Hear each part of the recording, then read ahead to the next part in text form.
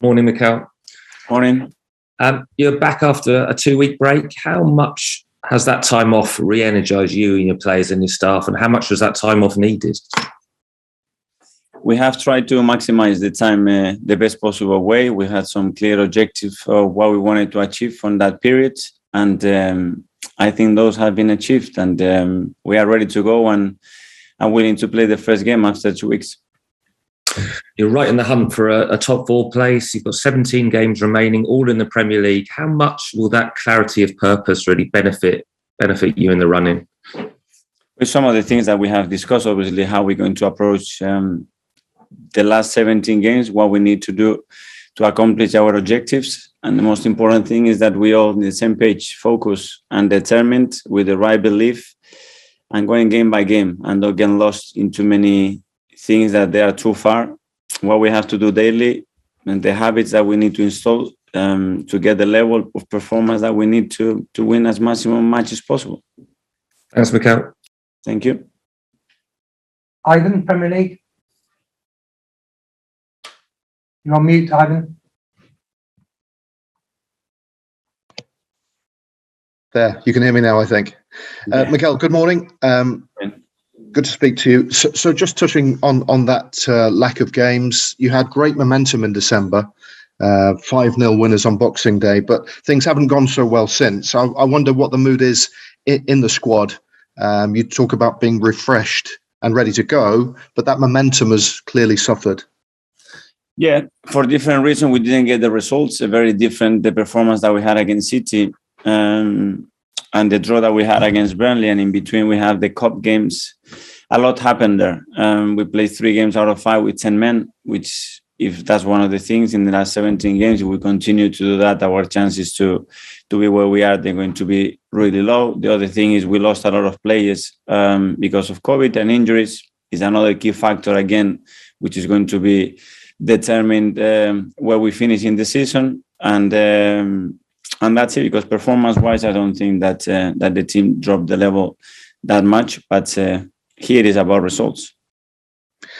Talking of which, you've got one to get on Thursday against Wolves. You've not played them, I don't think, this season, but you now play them twice in 2 weeks. What sort of challenge do they pose for you?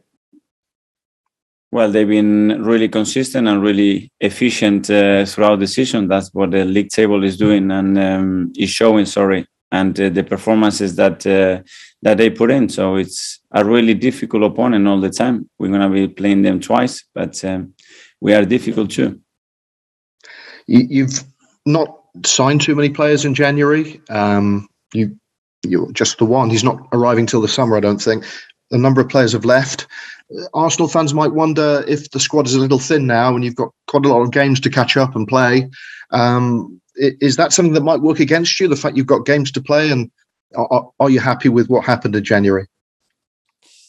We did what we believed it was the right thing to do. First of all, with the players that had to leave, obviously, the squad composition and the contract situation were catching up in many of those situations. We have to make decisions, be fair as well with players that haven't had a lot of minutes this season on them, and that's what we did. And then we had a very clear plan of what we could do, and then it has to be doable. But Edu and his team, they've done a fantastic job, and they continue to do that. But we are very clear. We only want the best people and the best player at this club.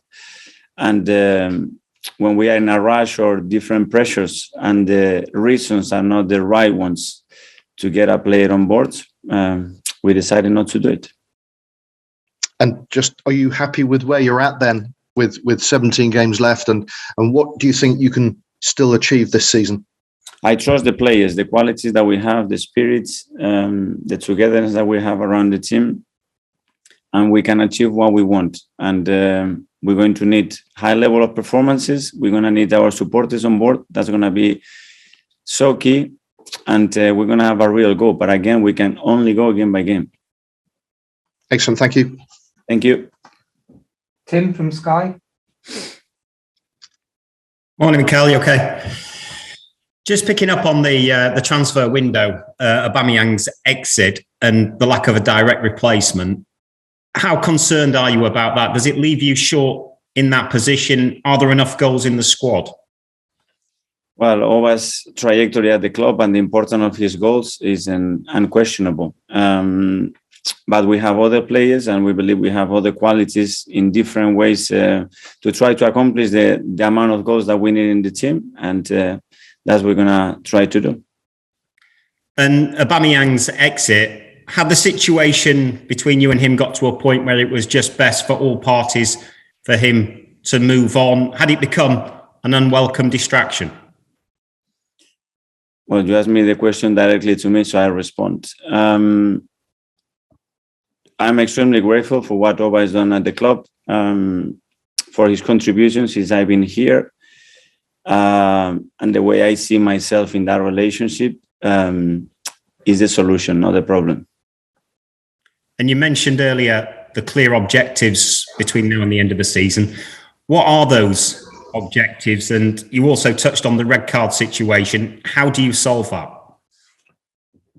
Well, we have to play with 11 players on that pitch. We need most of the players available and fit as much as possible. We need to maintain the togetherness. We have to keep improving our game model, and we have to go game by game. And to do that, we have to be super focused, and we have to perform on the day. And the rest will come because we are on the hunt and we are in the position. It's possible and we can achieve it, but only if everybody is on that mindset. And can I ask you about injuries? Tomiyasu, his fitness, will he be available? Is there? He had a recurrent injury in the same place, so we have to be careful with him, but he's been training hard. Let's see if he's available or not. Thanks, Mikel. All the best. Thank you. George, BBC. Thanks, Mark. Hello, Mikel. When you convinced Aubameyang to stay and he had that great season for you when you won the FA Cup, are you a little bit disappointed about how this has all ended up? Well, I think it ended up in the best possible way for everybody. I think when things change and the context changes, and this is part of football. What we did yesterday or a month ago is not relevant. It's what we're doing today and what we are going to be able to do in the future. And you have to make the decisions. We all made the decision that the best thing to do was to move on, and now he plays for Barca. When did you make that decision? Was it after his latest disciplinary breach that you decided that was it? He was never going to play for you again? We have had different kind of meetings, and it's a decision that obviously we take collectively with the club, with the player and his agent. With regards to the transfer window, I think you've got yourself on the cusp of top four, and Arsenal fans are a little bit disappointed that they haven't seen a new striker come in. Can you just explain? I mean, is it a bit of a gamble you've taken? Well, we have two strikers. We have Laka, we have Eddie with us, and they are both more than capable of scoring goals, and they have shown that over the years with us. And again, when we have to replace or improve the squad, it can only be with a player that we are certain, first of all, is the right person and the right character to join, and then a player that with his quality can straight away impact the performance of the team and our capacity to build up a future around him as well. So are you saying almost that there wasn't the right player at the right price in this window? First of all, that I trust the players that I have. This is what I want to say. Okay, thanks very much. Good luck tomorrow. Yep. Ian, TalkSport. Hi, Mikel. How are you? Hi. Can I ask you bluntly, when Aubameyang joined Barcelona, he was asked why he left Arsenal and were you the problem? And he, without going into too many details, basically said yes. Were you disappointed with that comment? Sorry, Ian, can you repeat the question? When Aubameyang joined Barcelona, he was asked whether you were the problem for him at Arsenal, and he basically said yes without going into too many details. Were you disappointed with that? Were you disappointed he didn't show a bit of class, just said, I left because I left? It's his opinion, and that's his opinion. That's why he said you have to respect that. Will you be playing almost with a false number 9 as well at some points this season, do you think, now you've only got the two strikers? We can play with different kind of 9s, and we have the option and the variability to do it. We can play with 2 9s as well because we have 2. Let's see, depending on the game, where we are, the stage of the game as well, we have variables. I guess the last 2 weeks has also given you a chance to hit the reset button, hasn't it? Because, after a really good period, as has been documented, the Premier League, you were struggling a little bit, and obviously you had those cup defeats. Yeah, well, we play in the last 5 games, 3 different competitions. The Premier League, we play City, then we play FA Cup against Forest, and the 2 games against Liverpool on the tie.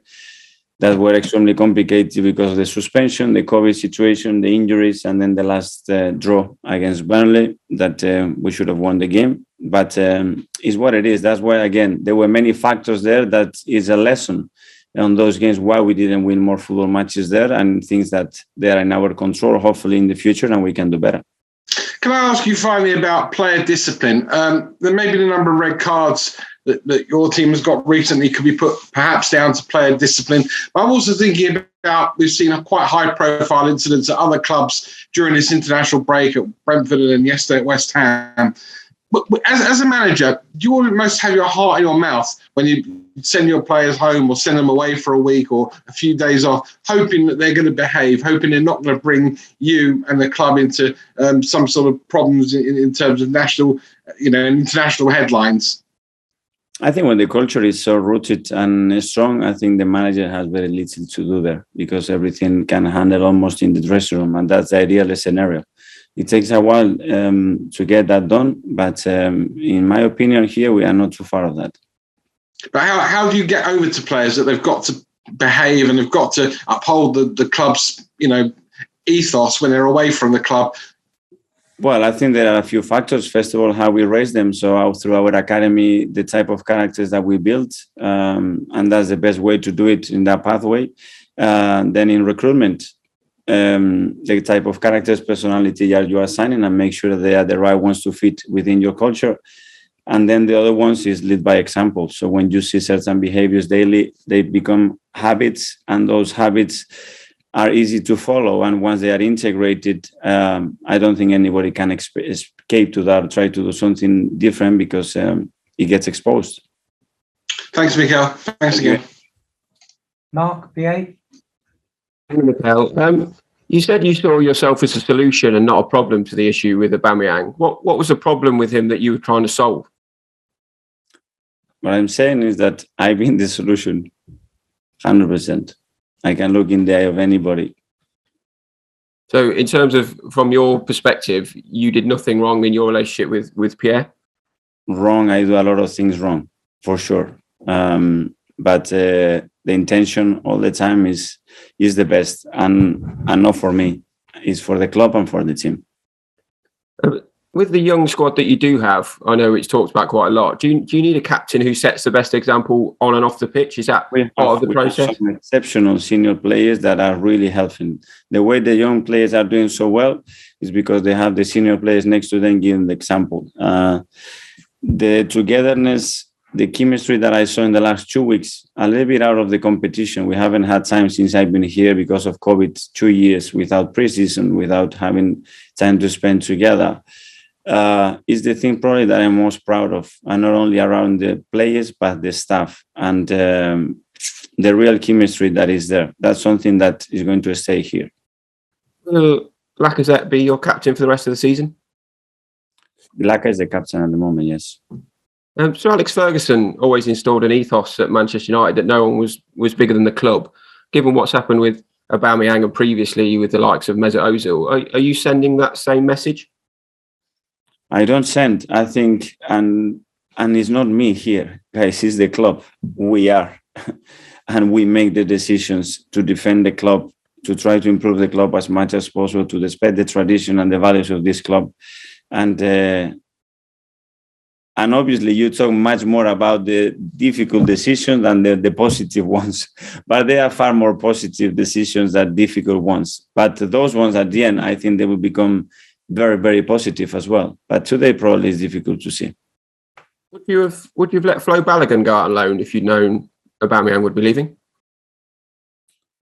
Well, again, and with Flo especially, and the amount of minutes that he played here and the level that he shows when he only can play with under 20, it was not fair. And if we want to develop that player to maximize his potential, which is huge, we have to try to expose the player as quick as possible to the level that he needs to be exposed. And I was really confident that for him it was the right option. He was convinced. So when that happens, we have to let the player go and evolve.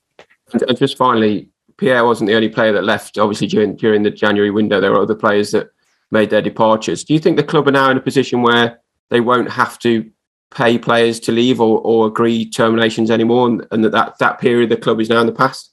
Hopefully, by the turnaround of the squad, when we had that many things to do, and we already seen the amount of changes and the contractual situations that are very much attached to those players are really difficult to handle. And if we want to thin the squad to have the capacity to evolve and improve it, you have to make those decisions when you have the opportunity, because sometimes you want to do it and you don't have.